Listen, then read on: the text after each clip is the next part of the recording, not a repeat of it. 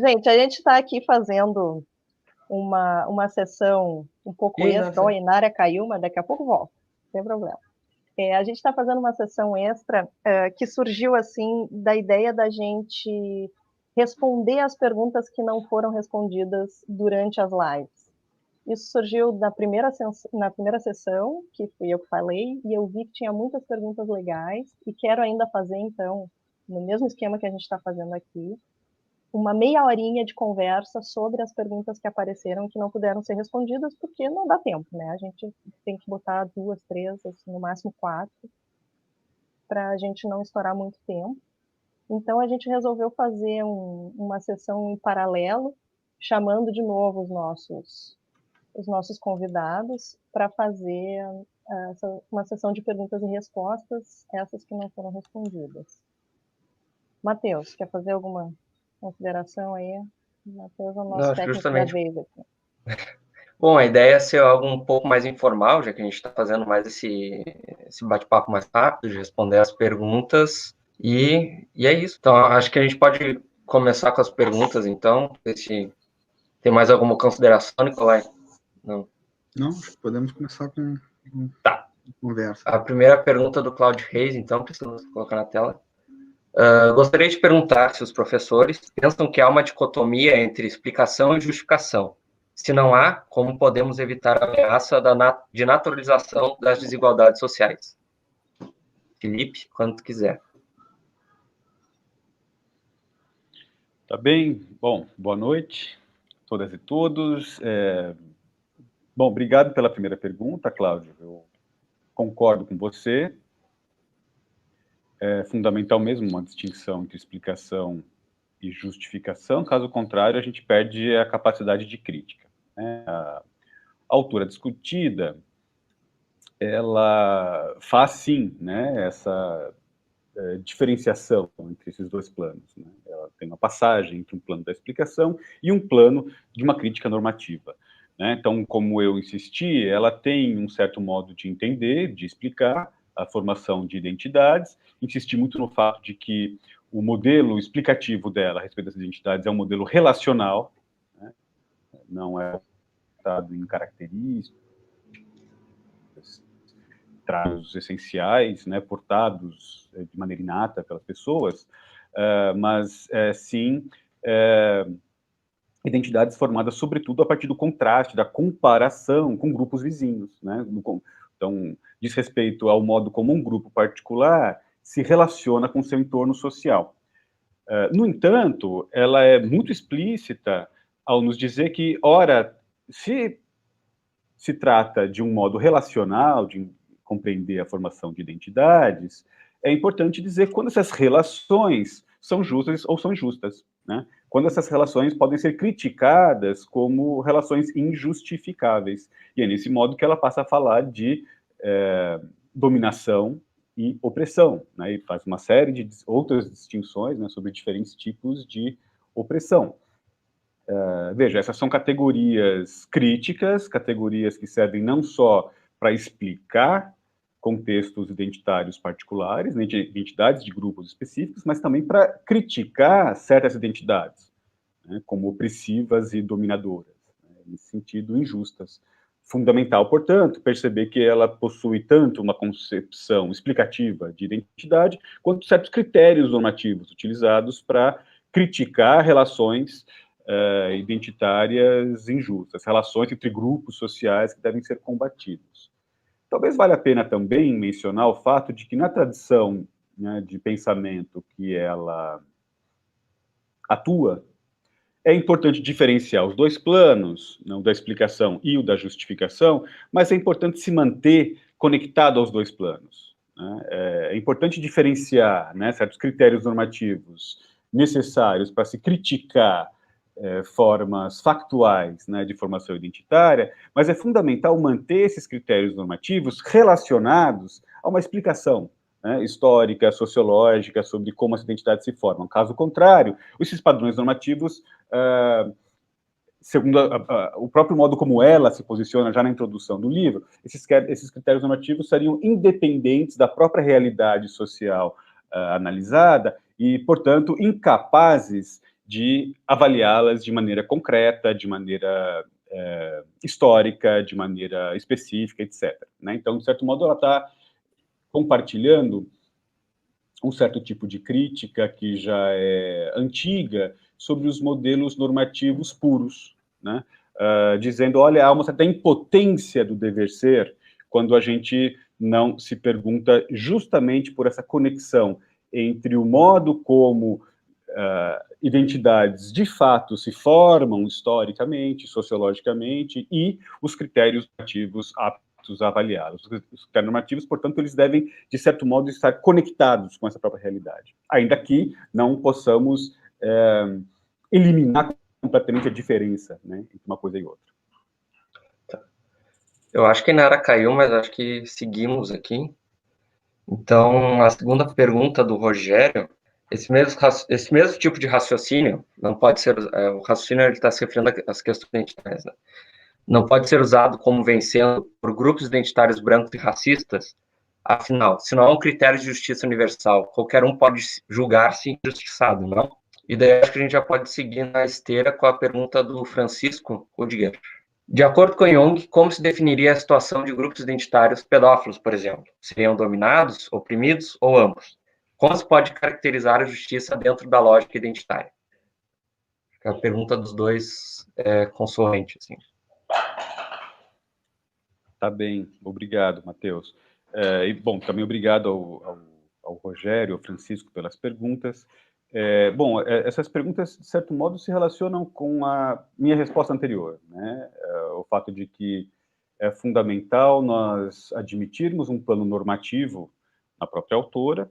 A Jung, de fato, admite, né, uma dimensão normativa na obra e, mais do que isso, ela explicitamente nos diz que ela pressupõe certas categorias normativas de cunho universal, né, de caráter universal. Então, a crítica dela à opressão e à dominação, ela pressupõe, né, essas duas categorias que, segundo ela, são valores universais, né, de autodeterminação e autodesenvolvimento. Então, são categorias positivas que permitem a crítica dela a formas injustas, né, de relação entre grupos, né, e, portanto, de identidades de grupo maculadas, né, com essas categorias, né, de opressão e dominação. Então, nós temos, sim, categorias universalistas por trás da crítica negativa que Jung faz a formas de opressão e dominação. Nós podemos até questionar se essas duas categorias são satisfatórias, se elas são suficientes para detectar relações injustas entre grupos sociais, né? Poderíamos pensar, por exemplo, se essas duas categorias são suficientes para justificar nosso posicionamento crítico em relação a formas de relacionamento entre grupos identitários intuitivamente considerados injustos por nós. Me parece que para esses dois casos, as categorias são suficientes, né? No caso de uma identidade de brancos racistas, né, como foi a primeira pergunta, veja, claro, né, o racismo não está diretamente relacionado tanto com a dominação quanto com a opressão, né? A autora faz explicitamente esse tipo de afirmação. Veja, não se trata de aceitar qualquer tipo de identidade de grupo, né? Não se trata de justificar a existência de qualquer tipo de categoria identitária existente, né? Então, insisto nesse ponto. Ela está criticando identidades relacionais marcadas pela opressão e dominação. A identidade racista, por mais que nós poderíamos perceber, ora, ela visa a autorrealização de um grupo particular, veja, essa autorrealização, ela oprime outros grupos, ela impede a autodeterminação de outros grupos, ela domina outros grupos. Portanto, claramente a autora possui critérios para impedir a aceitação de grupos identitários pautados na afirmação, na manutenção, na reprodução do racismo. Então, isso é explícito na autora. Em relação à pedofilia, né, a grupos pedófilos, Até onde eu me lembro, a autora não se posiciona muito diretamente sobre esse assunto, mas o meu raciocínio seria parecido, né? Eu acho que nós poderíamos estender essa reflexão dela, né, que eu mencionei relativamente ao racismo, à pedofilia. Quer dizer, se nós considerarmos que crianças, né, são um certo grupo de indivíduos que se encontram em formação das suas capacidades de juízo racional, né, na sua capacidade de tomada de decisão consciente. Veja, a afirmação de um grupo pedófilo significa oprimir um grupo alheio, né, que não se encontra ainda, né, em plenas condições de exercer o seu próprio campo decisório, né? Então, portanto, seria um certo... Poderíamos até pensar que é um certo tipo de interrupção ao desenvolvimento pleno das suas capacidades de juízo, das suas capacidades decisórias, já que gera traumas profundos, né, gera cisuras, gera um sofrimento significativo que pode conduzir a uma incapacidade futura, né, posterior, da formação de uma identidade individual plena.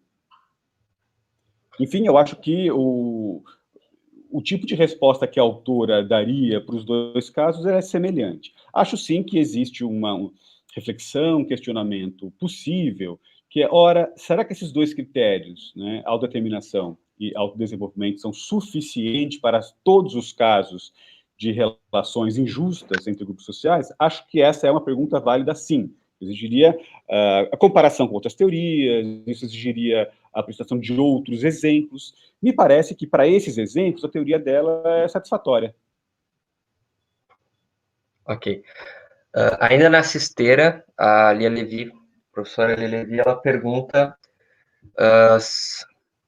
seguindo a direção da pergunta do Rogério, né, que dizendo respeito às relações entre políticas identitárias e o recrudescimento da guerra cultural nos Estados Unidos e aqui. Dá para fazer um comentário sobre isso? Pois é, né? Guerras culturais.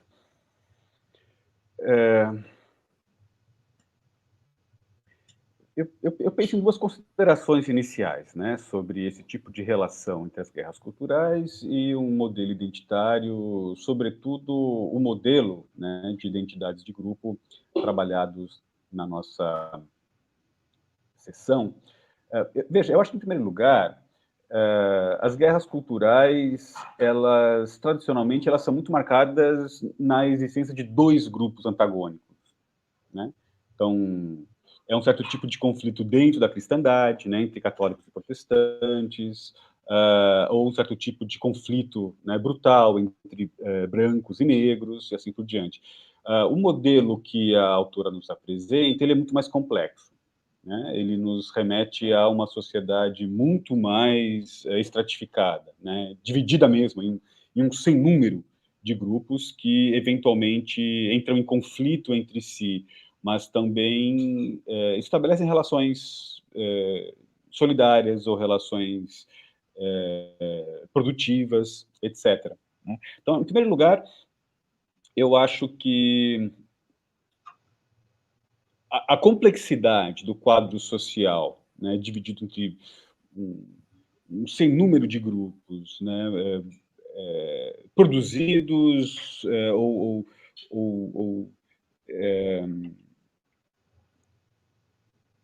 reproduzidos, né, a partir de estruturas sociais desiguais, ela destoa um pouquinho de um quadro mais amplo, né, das guerras culturais, muito marcada por diferença entre dois grupos antagônicos. Bom, uma outra coisa é dizer que, veja, as guerras culturais, elas são destrutivas, né? Eu acho que sempre que nós falamos em guerra, nós estamos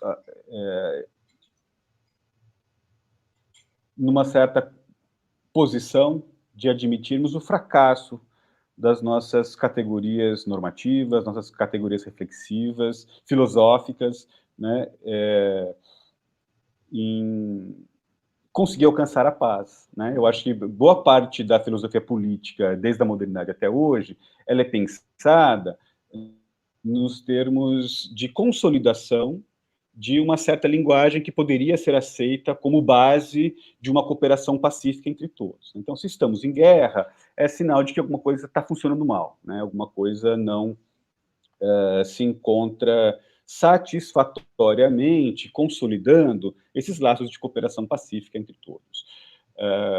Eu acho, no mínimo, complicado nós responsabilizarmos movimentos sociais identitários por essas guerras culturais, né, por esse tipo de violência discursiva e que às vezes chega às vias de fato, né, com as quais nós consideramos as guerras culturais. Porque, em primeiro lugar, a guerra cultural envolve um certo tipo de linguagem que nos fala em eliminação do adversário, né? E, veja, o sucesso de um grupo está vinculado à eliminação do outro. Né? E, de maneira alguma, nesse tipo de caracterização que nós fizemos, né, de uma sociedade dividida entre grupos estruturais, né, e um certo tipo de política, né, que emerge a partir dele, buscando lutar contra a dominação e a opressão, ela não está relacionada a uma eliminação do adversário. Né? Ela quer eliminar o tipo de relação opressiva e dominadora, né? Mas não necessariamente eliminar o grupo alheio. Então, veja, uma coisa não nos leva a outra. Né? Esse tipo de teoria que foi discutida aqui não necessariamente nos conduz a uma guerra cultural. Não é o objetivo, não é a intenção da autora, não é justificado nos termos teóricos da autora.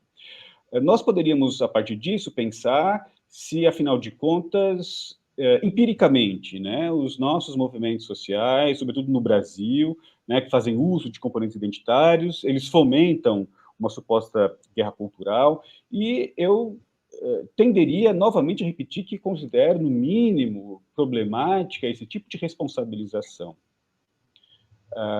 Veja, tal como eu vejo, os nossos movimentos sociais, pelo menos aqueles mais consolidados, né, mais clássicos, já bem estabelecidos na nossa cultura política, eles não estão falando de eliminação dos grupos que os oprimem, né, e dos grupos que os dominam. Né? Muito pelo contrário. Eu acho que a linguagem da eliminação é aquela linguagem dirigida contra eles.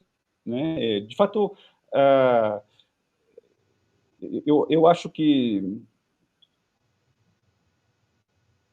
ao invés de uma guerra cultural, eu acho que nós vivemos algo muito mais próximo de uma perseguição de grupos identitários, né, que lutam contra a supressão de formas de opressão e dominação historicamente consolidadas no Brasil. Né? Esses grupos, sim, eles são objeto de um certo tipo de discurso e de um certo tipo de prática, né, que busca a sua supressão. Tal como eu vejo, de maneira geral, eu tenderia, né, a dizer que esse tipo de belicosidade, esse tipo de intencionalidade de eliminação do seu adversário não faz parte e não deve fazer parte de um movimento social numa cultura política democrática. Tá? E eu acho que tem um outro elemento também. Eu acho que, veja, a noção de guerra cultural, como qualquer outra, ela é munida de um caráter destrutivo muito grande. E o que eu vejo nesses movimentos é algo distinto. Né? Eles costumam ser muito criativos. Né?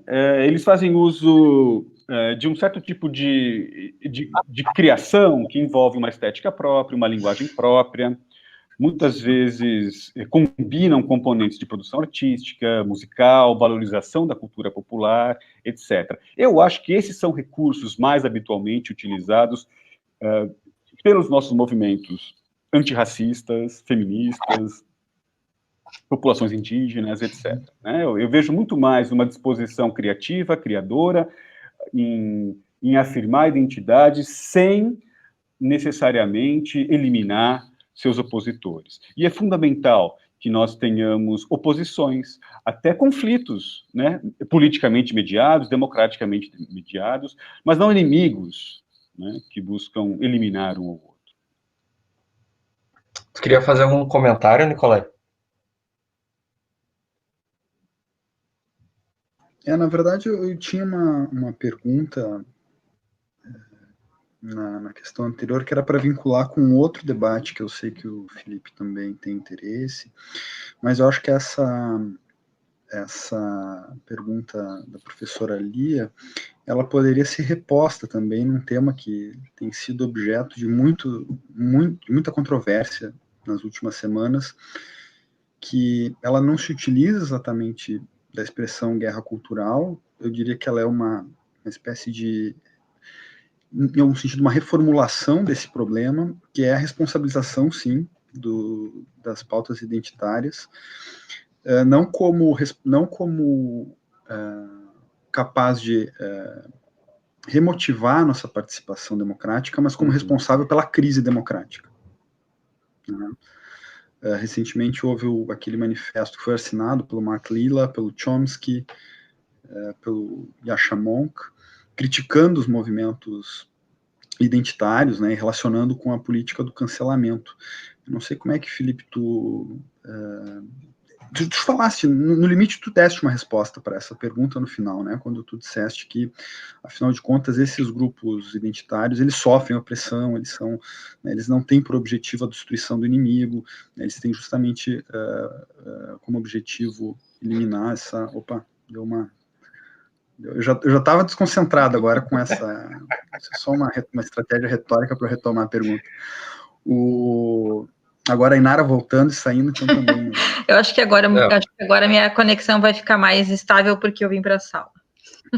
Tá. Enfim, a ideia não é tão séria, então acontece. Coisas... eu estou tentando... Mas, enfim, voltando à pergunta, Felipe.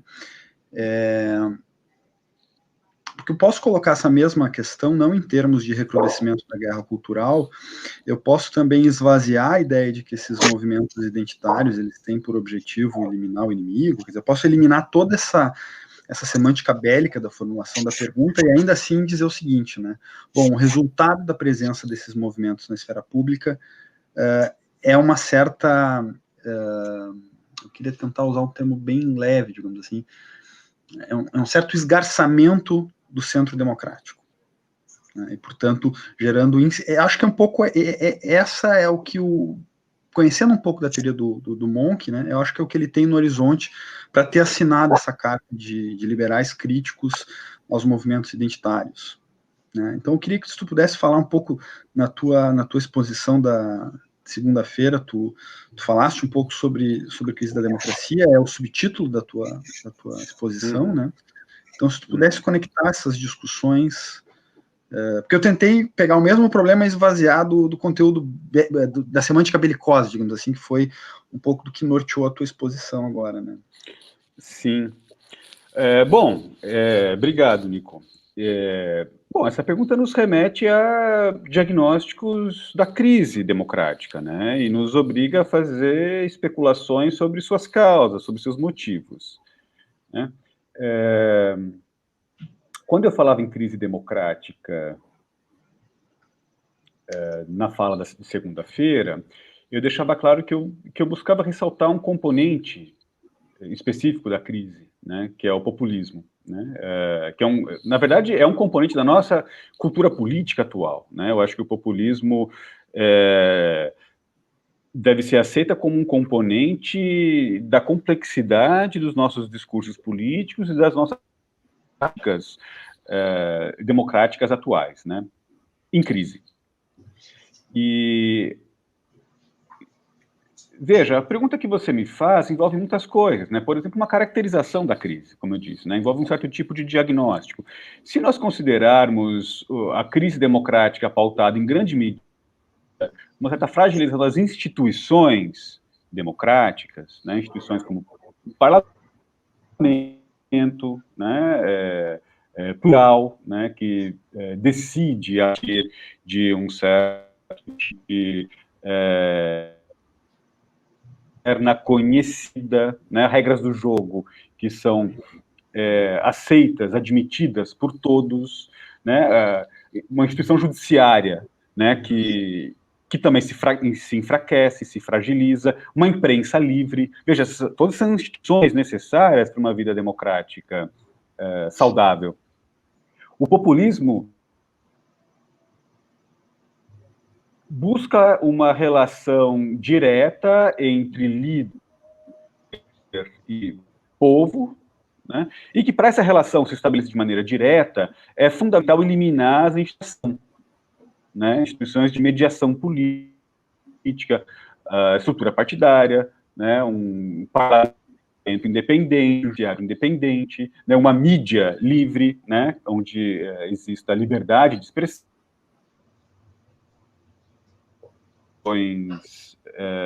relacionadas a problemas, a conflitos sociais particulares, etc. Né? E na minha exposição, eu tentava justamente estabelecer uma relação de conflito, né, de conflituosidade entre o populismo e as lógicas identitárias. Né? Porque, claro, né, de maneira geral, o populismo precisa contar com o povo. Né? O povo é o grande sujeito político. Né?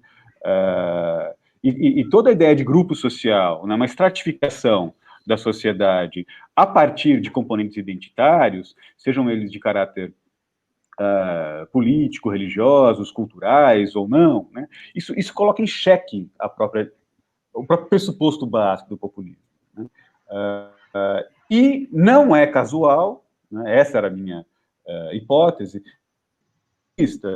nós tenhamos habitualmente discursos e práticas bastante hostis em relação a movimentos sociais identitários. Então, a gente vai para a pergunta final aqui. Eu vou colocar aqui no vídeo para vocês verem. É a pergunta da Marloren. Ei, não, essa é a pergunta da... Ah, não, essa daí já foi, né? Então, vamos lá. A gente vai corta essa parte também. de novo. Vai cortar mais uma parte, Matheus. Vamos lá. Tá? Sabe o que é tu mirar num negócio e clicar no outro? Tá. Essa frase ficou muito making off. Então tá, vamos agora para a nossa última pergunta, que é a que está aí na tela, que é a pergunta da Marloren, que é a seguinte: como pensar essa teoria identitária política e uma outra vertente, como a de Paul Preciado, que busca lutar contra as identidades mais, né? Porque, em última instância, elas seriam só construtos visando a opressão. Felipe, Nara. Vai lá, Felipe. Tá. Bom, eu não tenho certeza se eu entendi bem a pergunta, mas eu imagino que a Marloren esteja, de certo modo, perguntando como a autora trabalhada aqui, né, nossa fala, a Iris Young, a própria Nancy Fraser, também, que participou do debate, né, se posicionam em relação a posições ainda mais radicais, né, porque, veja, a Young está assumindo uma concepção relacional de identidade, né, que deve compor a possibilidade de sua ressignificação, né, ou reafirmação em termos autogerados, etc. E a Marloren está perguntando, ora, mas como que esse tipo de modelo se posicionaria frente a uma posição de supressão, né, das identidades, como, por exemplo, defendido pelo Preciado.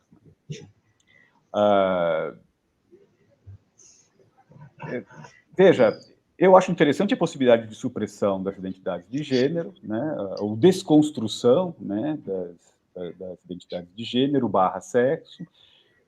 De certo modo, eu tentei salientar isso na fala, que entre as várias estratégias de trabalho político, identidade, nós temos e também Felipe, pode repetir, né? Então, que tu travou um pouco.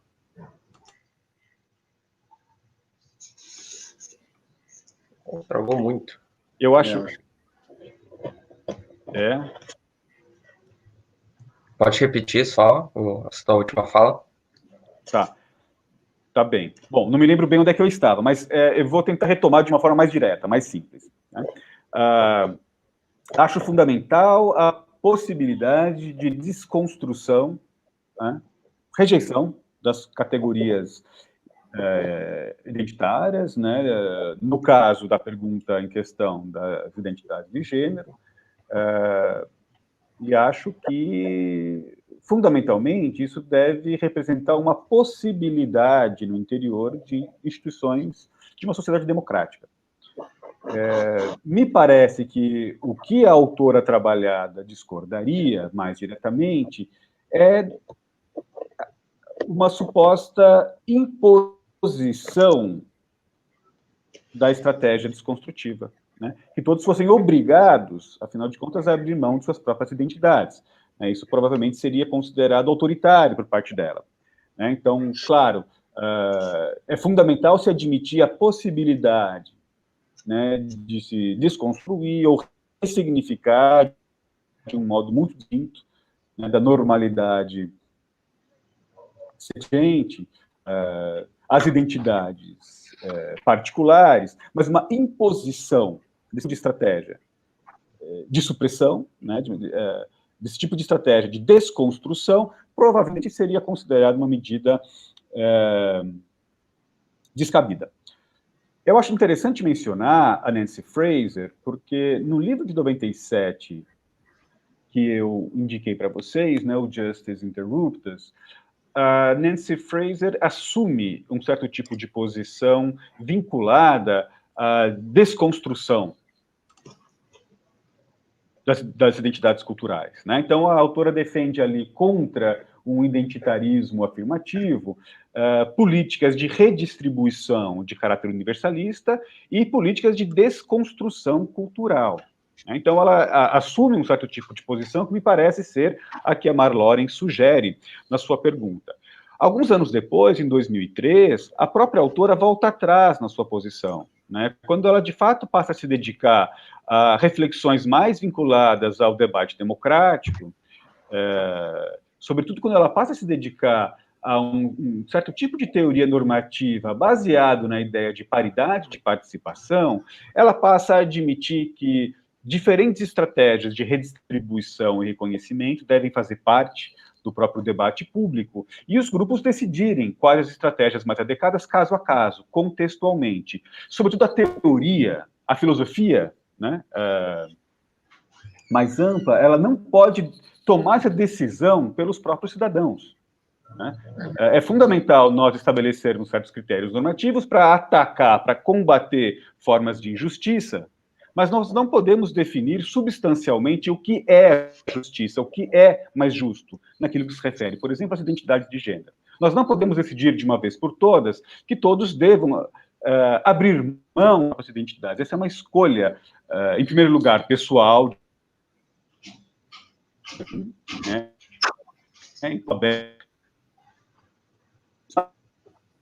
Né? E que, eventualmente, o próprio debate democrático, caso consiga uma mobilização satisfatória, né, a esse respeito, poderia até, eventualmente, lutar pela supressão de categorias identitárias em certos serviços específicos, né, como o serviço médico, universitário. Eu também acho que nada disso é proibido.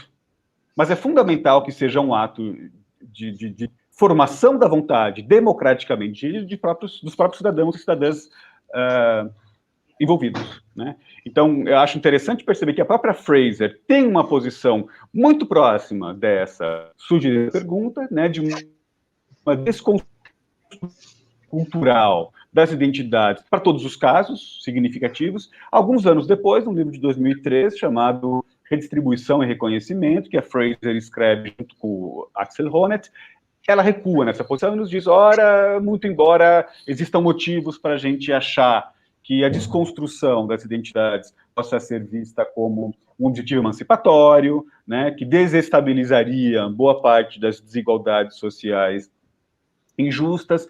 Trata-se de uma decisão a ser tomada politicamente pelos próprios cidadãos e cidadãs no interior de uma democracia em funcionamento, né? A teoria recua um pouco desse tipo de decisão, admitindo que trata de uma decisão política que deve ser tomada por cidadãs e cidadãos no exercício de sua autonomia particular.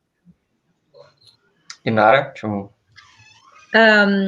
Pois é, mas a verdade é que essas identidades, algumas vezes, elas são identidades formuladas pelo, digamos assim, pelo opressor, né? Quer dizer, elas são identidades para excluir e não para respeitar, né? E, claro, elas também constituem-se uma força de... quer dizer, um motor de busca de justiça, né? Porque você precisa também se identificar como negro para combater o racismo, mas o racismo, ele é opressor, né? Então, parece que a gente também tem uma tensão aí, quer dizer, parece que no mundo ideal, raça não seria, de fato, uma identidade, né? Como ela opera na nossa sociedade, quer dizer, parece que haveria uma necessidade de superação dessas identidades, que são identidades excludentes, não? Sim, é uma ótima questão, Inara. Mas veja, você perceba que o próprio movimento negro brasileiro, ele convive historicamente com essas duas posições, de desconstrução da raça e da afirmação da raça. Veja, existem grupos significativos dentro do nosso movimento negro que buscam reivindicar a raça e ressignificá-la, no sentido, né, da sua valorização, do resgate das suas origens históricas, etc. Quer dizer, nós podemos, eventualmente, aceitar que a raça é uma consequência do racismo, né? Ela é um efeito de estruturas sociais desiguais, né, entre sujeitos racializados e aqueles que se beneficiam dessa racialização, né? Ainda assim, entre os sujeitos racializados, pode existir, de fato, há uma tendência, né, não é a única, mas existem sim tendências de apropriação dessa categoria para afirmação de um significado novo, autoatribuído. E que se nós abandonássemos ela completamente, provavelmente deixaria um certo vazio, não só pessoal, mas um vazio político, em grupos que hoje se envolvem, se unem numa luta comum a partir de um referencial de raça. Veja, é uma apropriação que devolve a categoria de raça de um novo modo para a sociedade. Claro. Né? Uma ressignificação da identidade, né?